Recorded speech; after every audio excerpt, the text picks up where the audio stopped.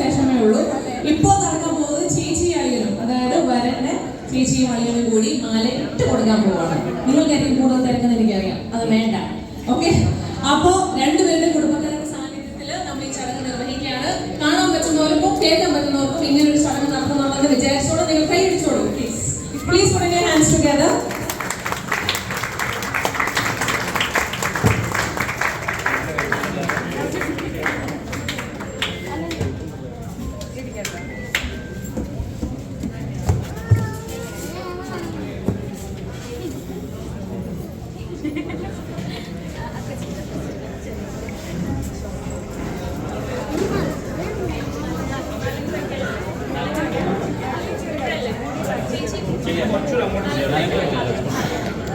ഇനി അടുത്തതായി നലഞ്ഞു വെക്കൽ ചടങ്ങാണ്. പാരമ്പര്യമായിട്ട് നമ്മൾ വർഷങ്ങളായിട്ട് ഫോളോ ചെയ്തിരിക്കുന്ന നമ്മളുടെ ആചാരമാണിത്.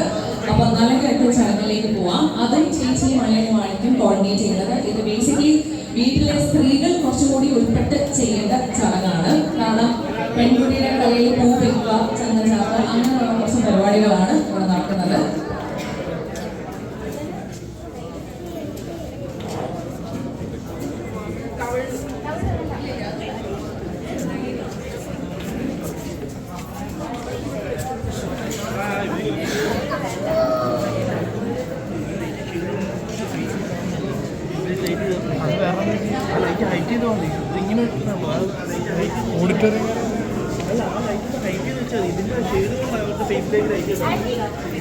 അതെന്താ സനോജിന് പൂ കൊടുക്കുന്നത്?